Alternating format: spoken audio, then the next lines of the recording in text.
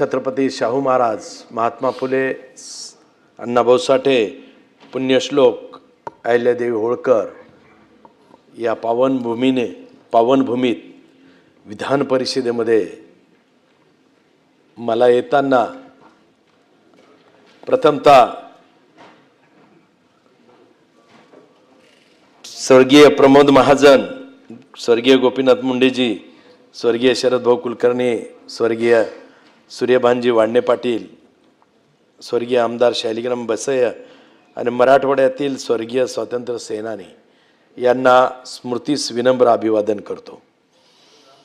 38 वर्षाचा कार्यकाळ आज माझं भाग्य आहे. विधान परिषदेमध्ये मी पोहोचलो.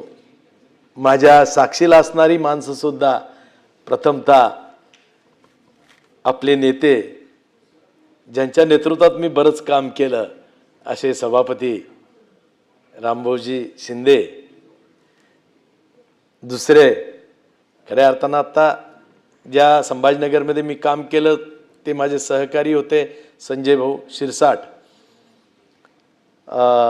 उमाताई खापरे, आमचे प्रवीणजी दरेकरजी जे नेता होते, आणि त्यांच्यासमोर मी भारतीय जनता पार्टीचं कार्यकर्ता म्हणून काम केलं. मनीषाताईंना आठवतं का माहीत नाही, पण त्या भारतीय जनता पार्टीच्या महिला पदाधिकारी होत्या आणि त्यावेळेस बऱ्याच वेळेस मी त्यांच्याबरोबर काम केलं. आज 38 वर्षानंतर 38 वर्षाचा संघर्ष काळ सांगायचं हे नाही आहे, कारण तशी अजून फिगर काही रंगली नाही. आणि त्यामुळं जेव्हा सुरुवात केली 1988ला, मराठवाडा हा निजाम रूपी होता आणि मराठवाड्यामध्ये त्यावेळेस शिवसेनेचा झंझावत होता आणि त्यावेळेस शिवसेना आली, हिंदुत्व, आणि त्या हिंदुत्वामध्ये आम्ही भारतीय जनता पार्टीचं काम करत होतो. जेव्हा हिंदुत्व म्हणून शिवसेना सगळीकडे बहरली तेव्हा भारतीय जनता पार्टीचा एकही नगरसेवक निवडून नव्हता आला. आणि त्या काळामध्ये आम्ही भारतीय जनता पार्टीचं काम सुरुवात केली हिंदुत्व म्हणून. तिथं काहीतरी इतक्या मोठ्या प्रमाणावर 1988ला दंगल घडली. या दंगलीमधला खरं तर इतिहास, महाराष्ट्रातला इतिहास होता की 1988ची दंगल मुंबई आणि संभाजीनगर, आणि त्याच्यामुळं त्या दंगलीत एक हिंदुत्वाचा वसा हा डोक्यात बसून या राजकीय चळवळीला सुरुवात झाली माझ्या. आणि निश्चितपणे मला आठवतं की माननीय गोपीनाथ मुंडे साहेबांनी ज्या पद्धतीने या महाराष्ट्राला एक विचार देऊन एक छोट्या छोट्या माणसाला बहुजन समाजामध्ये भारतीय जनता पार्टीला नेण्याचं काम केलं, त्याच्यातला मी एक कार्यकर्ता. खरं तर माझे वडील, म्हणजे मला आज आनंद झाला, एक कामगाराचा मुलगा आमदार झाला. माझे वडील खऱ्या अर्थानं MSCBमध्ये राठोडजींना माहीत आहे, राठोडजींच्या वडिलांकडे त्यांचं येणं जाणं होतं. खड्डे खोदायचं काम MSCBमध्ये करत असताना ते नेहमी मला म्हणायचे, तू राजकारणात काम करू नको, आपल्यासारख्या छोट्या समाजाचं काम नाही, कारण मायक्रोतल्या मायक्रो OBC समाजाचा मी प्रतिनिधी आहे. काथार समाजाचं कोणी झालेलं नाही आहे आमदार ते, परंतु मला म्हणायचे ते की हे काम आपलं नाही आहे, हे मोठ्या जातीच्या लोकांचं काम आहे, तू हे कामात पडू नको, म्हणून मला सातत्याने ते विरोध करायचे. परंतु एक हिंदुत्वाचा वसा घेऊन काम करायला सुरुवात केल्यानंतर 1988 पासून एक संघर्षाची चळवळीमध्ये उभं राहिलो. तशी खऱ्या अर्थानं चळवळ माझा भागही तसा होता. मी एक मागासवर्गीय भागात राहायचो, वाल्मिकी समाजामध्ये राहिलो, दलित समाजामध्ये राहिलो, मुस्लिम समाजामध्ये राहिलो, आणि त्यामुळेच तिथं जगण्यामध्ये एक आक्रमकता निर्माण झाली. आणि त्यामुळे एक तिथं खरं तर संघर्षामधून नेते जे निर्माण होतं, तसं काही माझ्या पाठीचे काही नेतेपणाचे गुण काही कोणाचे नव्हते खानदानीत, परंतु संघर्षामधला नेता तयार होतो तसा मी 1988 पासून या कामाला लागलो. निश्चितपणे भारतीय जनता पार्टीच्या माध्यमातून गोपीनाथरावांच्या माध्यमातून राजकीय चळवळीला सुरुवात झाली आणि निश्चितपणे सांगताना आनंद होतो की सभापती महोदय वेगवेगळ्या समाजातील वेगवेगळ्या घटक वर्गातील उपेक्षितांसाठी दीनदलितांसाठी न्याय हक्काच्या भूमिकेतून सातत्यानं रस्त्यावर येऊन मी लढा देत होतो. परंतु आता ही आज मला भाग्याने या लोखंडाला सोनं केलं ते माझे जाणता राजा विठ्ठल रूपी जे आमचं जे सोनं केलं या छोट्याशा कार्यकर्त्याचं, ज्याचा समाज दुर्बिणीतूनही दिसत नाही, त्या समाजातल्या माझ्यासारख्या नारळ विकणाऱ्या मुलाला त्यांनी आज या विधान परिषदेमध्ये आमदार केलं. मी त्यांचं ऋण कधीच फेडू शकणार नाही. निश्चितपणे त्यामध्ये सर्वच आहे. मग मला साथ देणारी त्यांच्याबरोबरची सगळंच नेते मंडळी आहे. माननीय चंद्रशेखर बावनकुळे साहेब आहे, रवींद्र चव्हाण साहेब आहे, आपले सभापती रामभाऊ शिंदे साहेब आहे. निश्चितच सर्व नेते मंडळी यामध्ये आहे आणि त्यामुळे 38 वर्षाच्या या माझ्या कालखंडामध्ये बोलायचं झालं तर भरपूर काही प्रसंग आहे, पण काही एवढं खोलात जायची मी गरज मानत नाही आहे. परंतु काही प्रसंग सांगितले पाहिजे. शिवसेनेचे विरोधी पक्ष नेते अंबादास दानवे आणि मी बरोबर सुरुवात केलेली आहे. निश्चितपणे ते आणि मी बरोबर या राजकारणात सुरुवात केली आणि त्यांनी 15 वर्ष माझ्याबरोबर सहकारी म्हणून राजकारणात होते. नंतर ते शिवसेनेत गेले. पाहिलं तर या राजकारणामध्ये असंख्य कार्यकर्ते सहकारी होते, परंतु काही बऱ्याच जणांच्या जीवनाच्या समस्यामुळे ते या प्रवासात पुढे येऊ शकले नाही. पण माझ्यापेक्षा चांगली काम करणारी खूप कार्यकर्ते होते. म्हणजे आजही मला आठवण त्यांची येते की जे कार्यकर्ते अनेक जीवनाच्या समस्यामुळे येऊ शकले नाही, परंतु माझ्यासारख्यांचं भाग्य खरं तर देवेंद्रजीमुळे उजळलं आणि त्यामुळे मी आज या सभागृहात आपल्या सर्वांना दिसतो.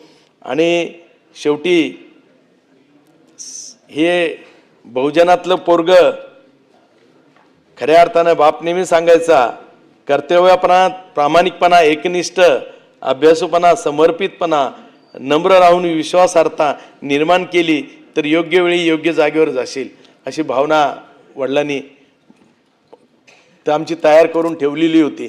आणि त्याच विचार संस्कृतीनं मी चालत आलो. मला माझ्या वयाच्या 23व्या वर्षी नगरसेवक पदाची संधी भारतीय जनता पार्टीने दिली. सभापती महोदय, मला पक्षाने 3 वेळेस नगरसेवकाची संधी दिली वेगवेगळ्या वार्डातून. महापालिकेचा उपमहापौर झालो, गटनेता झालो, 1 महिना म्हाडाचा सभापती सुद्धा राहिलो, कारण नंतर सरकार बदललं. आणि त्यामुळे सभापती महोदय, मला अभिमान आहे की कोणताही राजकीय वारसा नसणाऱ्या एका वर्तमानपत्र विकणाऱ्या, मंदिराबाहेर नारळ विकणाऱ्या माझ्यासारख्या व्यक्तीला, कारण सकाळी वर्तमानपत्र टाकायचं, नंतर रात्री हा सामाजिक व्यवसाय होता, घरगुती होता, नारळ विकायचे मारुती मंदिरासमोर. आणि त्याच्यामुळं हे करतच या मायक्रो ओबीसी घटकातून येणाऱ्या माझ्यासारख्या व्यक्तीला सर्वोच्च सभागृहात खऱ्या अर्थानं लोकशाहीच्या मंदिरात येण्याचा बहुमान देवेंद्रजींनी दिला. निश्चितपणे मागील माझ्या राजकीय आयुष्याला बराचसा संघर्ष पाहावा लागला. एकदा विधानसभा व 2दा विधान परिषद संधी हुकली, त्यामुळे खऱ्या अर्थानं आशा मावळली होती. परंतु मुख्यमंत्री देवेंद्रजींच्या नेतृत्वात पक्षाच्या विचार संस्कृतीचा जोर कमी झाला नव्हता. खूप मोठ्या प्रमाणात असंघटित कामगारच्या चळवळीला उभं करण्यात यश मिळालं. महाराष्ट्राच्या माझ्या भारतीय बहुजन कामगार महासंघाचे 1,31,000 सभासद या महाराष्ट्रात आहे. बहुजन समाजातील छोट्या छोट्या समाजाला एकत्र करून संघटित व न्याय हक्क मिळवून देण्यासाठी सातत्याने संघर्ष चालू होता. खरं तर संधी 2014ला मिळाली होती. सन्माननीय अतुल सावे आणि आमच्यामध्ये दोघं आम्ही एकमेकांच्या पक्षातील स्पर्धक होतो. 2014ला पक्षाने माझी तिकीट घोषित केलं, परंतु 2000ला घोषित केल्यानंतर परत मी फॉर्म भरला. फॉर्म भरल्यानंतर सुद्धा मला निरोप आला. मग गडकरीजींचा निरोप आला, विनोद तावडेजींचा निरोप आला आणि नंतर शेवटी देवेंद्रजी म्हणे तुला थांबावं लागेल. मी म्हटलं साहेब आपण जसं म्हणाल तसं मी कोणत्याही वेळी कुठल्याही ठिकाणी कोणत्याही पिचवर आपल्यासाठी खेळायला तयार आहे. त्यामुळं मी त्यावेळेस थांबलो आणि त्यावेळेस मला सांगितलं होतं की आपण तुला विधान परिषदेमध्ये पाठवू. परंतु संधी कशी हुकली ते सांगतोय सभापती महोदय. 2014ची संधी 2024ला मिळाली आणि त्याच्यात दोनदा असं झालं की मला सांगितलं होतं की स्थानिक स्वराज्य संस्थेत तुला निवडणूक आता लढवावं लागणार. मी बाशिंग बांधून तयार झालो. बऱ्याच नगरसेवकांना जिल्हा परिषद मेंबरांना भेटलो आणि नंतर खरं तर तो काळ चालू झाला. इथं मराठा आंदोलन चालू झालं आणि मग मराठा आंदोलन चालू झाल्यानंतर आमचे जिल्हे प्रदेशाध्यक्ष चंद्रकांत दादा पाटील होते. ते म्हणे आता युतीत तर स्थानिक स्वराज्याचं सीट भारतीय जनता पार्टीचं, सर्वात जास्त मतं भारतीय जनता पार्टीचे, परंतु महायुतीचा निर्णय असा झाला की हे सीट मराठा समाजातील लोकप्रतिनिधीला द्यावं. आणि म्हणून शिंदे साहेबांनी पुढाकार घेतला आणि अंबादास दानवेला खऱ्या अर्थानं ती स्थानिक स्वराज्याची सीट दिली. मी त्यावेळेस होतो, मी भारतीय जनता पार्टीकडून मी उमेदवार होतो शिंदे साहेब, पण त्यावेळेस आपण महायुतीचा असा निर्णय घेतल्यानंतर अंबादास दानवेंना ती सीट दिली. तेव्हाही हुकलं आणि नंतर जेव्हा मला परत चंद्रकांत दादांनी परत विधानसभेचा फॉर्म भरायला लागलं त्यावेळेस दादाला म्हणलं दादा आता खो नका देऊ, पण तरी पण त्यावेळेस खो भेटला. प्रज्ञाताई सातव यांच्या करिता मला फॉर्म मागं घ्यावा लागला. त्यावेळेस हा तुम्ही विनंती की आणि त्याच्यानंतर मागे घेतल्यानंतर आता ही संधी लागली. निश्चितपणे आज मला खूप आनंद होतोय की मी जरी या सभागृहामध्ये बरंच काही शिकलो. मी सन्माननीय मी गोरेताईंचं खूप भाषण ऐकतो. परत अमोल मिटकरी यांचं मला सहकार्य लाभलं. त्यांना मी दोनदा तीनदा म्हणलं यार मला तुम्ही लिहून देत जा जरा, मला काही अजून आवाका नाही आला सभागृहाचा नेमकं कसं बोलायचं.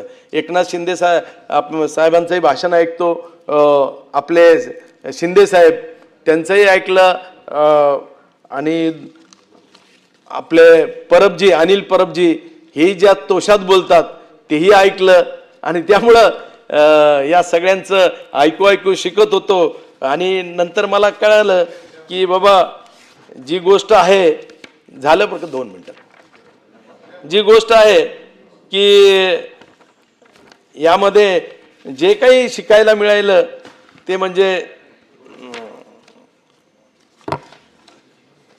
आपला लक्षवेधी औचित्याचा मुद्दा, परत पॉइंट ऑफ इन्फॉर्मेशन, प्रश्न उत्तरे आणि हे सर्व विषयचा केंद्रबिंदू या राज्यातील उपेक्षित माणूस आहे, उपेक्षित समाज आहे आणि त्याच्यामुळं हे सगळे मुद्दे चालतात. तर एका उपेक्षित समाजाला न्याय हक्कापोटी हे सगळं काही चालतं. त्यावेळेस डोक्यात बसून घेतलं आणि त्यावेळेस सगळं कळू लागलं की हे उपेक्षित समाजाला, उपेक्षित व्यक्तीला न्याय हक्काच्या भूमिकेतून हे सर्व चालत असल्यामुळं निश्चितपणे लवकर या गोष्टी लक्षात आल्या. अनेक सहकारी जे सभागृहातील अधिकारी आहेत, सचिव स्तरावरील, सहसचिव स्तरावरील इतर अधिकारी कर्मचारी सगळ्यांनी या कामात बरीचशी मदत केली. निश्चितपणे वेळोवेळी त्यांना या सभागृहातल्या काही गोष्टी विचारत गेलो त्यावेळेस त्यांनी मला बरीचशी मदत यावेळेस केली. यावेळेस खरं तर मला एक मुद्दा आठवतो की बऱ्याच वेळेस मला सतीश राव चव्हाण नाही आज की त्यांनी सांगितलं होतं की तुम्ही आमच्याकडे या आणि संजय केनेकर आता किती दिवस राहता इकडं, तुम्ही आमच्याकडे या, तुम्हाला लवकर आमदार करू. पण त्यांना माहीत नव्हतं. मी त्यांना एक आत्ताच याच्यात सांगितलं होतं की ज्या मी विचार संस्कृतीनं आत्तापर्यंत 38 वर्ष घालवले, त्या विचार संस्कृतीचा पगडा माझ्या डोक्यातून कसा जाईन. आणि मी ज्या चळवळीसाठीच लढतो की शेवटचा माणूस हा खऱ्या अर्थानं समृद्ध झाला पाहिजे आणि हिंदुत्व हे माझी भूमिका आहे, जी विचार संस्कृती आहे. आणि म्हणून म्हणलं होतं, पद का अंतिम लक्ष्य नहीं है सिंहासन चढ़ते जाना. पद का अंतिम लक्ष्य नहीं है सिंहासन चढ़ते जाना, सब समाज को लिए साथ में आगे बढ़ते जाना. इतना आगे जिसका कोई छोर नहीं, जहां पूर्णता मर्यादा हो, सीमाओं की डोर नहीं. सभी दिशाओं मिल जाती है उस अनंत नभ को पाना. पथ का अंतिम लक्ष्य नहीं है सिंहासन चढ़ते जाना. छोटे छोटे फल को पाने यह न परिश्रम सारा है. छोटे छोटे फल को पाने यह परिश्रम सारा है. देवों का भी दुर्लभ जो ऐसा संग हमारा है. सफल राष्ट्र का अनुपम वैभव सभी भांति से ये लाना है. पथ का अंतिम लक्ष्य नहीं सिंहासन चलते जाना. अब हे या पंक्तीच्या माध्यमातून खऱ्या अर्थाने या विचार संस्कृतीने घडलेलं माझं कार्यकर्ता पण आहे. निश्चितपणे मला शेवटी सांगताना एवढंच सांगेल की पुन्हा आम्ही देवेंद्रजींचं, बावनकुळे साहेबांचं, रवींद्र चव्हाण साहेबांचं, सभापती महोदयांचं, प्रवीण दरेकर नेत्यांचं आणि प्रसादजी लाड या सर्वांचं मी खरं तर धन्यवाद मानतो. शिंदे साहेबांचंही धन्यवाद मानतो. सभागृहातील सर्व आभार व्यक्त करतो. पत्रकारांचा आभार व्यक्त करतो की या सभागृहानं खरं तर माझी महाराष्ट्राला ओळख करून दिली. आणि निश्चितपणे या प्रसंगी एवढंच सांगेन, पद येतील जातील, मात्र पक्षानं दिलेल्या विचार संस्कृतीचा वसा शेवटच्या श्वासापर्यंत जपण्याचं काम मी करेल. कारण यातून बऱ्याचशा गोष्टी आहे. आणि जाता जाता मी माझ्या मित्र अमोलजी मिटकरजींनी छोट्याशा वाक्यातच ते राजेश कन्याचा डायलॉग म्हणला. मी जाता जाता फक्त तो डायलॉग वाचतो. अर्धा राहिला पूर्ण. त्यांनी पूर्ण नाही केला, त्यामुळे मी तुमचा डायलॉग पूर्ण करतो. कारण तुम्ही ज्या कळकळीनं बोलत होतात त्याच आत्मीयतेने मी बोलतोय. कारण मी तर नवा आहे अजून. आनंद या पिक्चर मधला राजेश खन्ना बाबू मोशाय जिंदगी बड़ी होनी चाहिए लंबी नहीं. बाबू मोशाय जिंदगी बड़ी होनी चाहिए लंबी नहीं. इज्जते शोहरते उल्फते चाहते, इज्जते शोहरते उल्फते चाहते, सब कुछ इस दुनिया में रहता नहीं, सब कुछ इस दुनिया में रहता नहीं. आज मैं हूं जहां कल कोई और था, आज मैं हूं जहां कोई कल और था. यह भी दौर है, वो भी एक दौर था. जय.